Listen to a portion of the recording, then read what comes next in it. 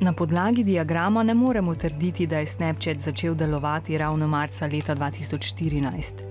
Iz diagrama lahko razberemo podatke za isti mesec v različnih letih in primerjamo naraščanje uporabnikov. Količini sta premo sorazmerni, če se ena poveča za enkrat, dvakrat, trikrat, se enako poveča tudi druga. Vidimo, da naraščanje ni enakomerno, torej ne gre za premo sorazmerje. Konec leta 2016 je imela Slovenija 2.065.895 prebivalcev.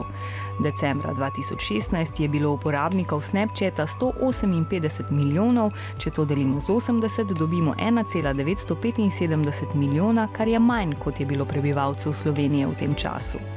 Leta 2015 se je registriralo 36 milijonov novih uporabnikov, leta 2016 se je registriralo 51 milijonov novih uporabnikov, leta 2017 pa se je registriralo 29 milijonov novih uporabnikov.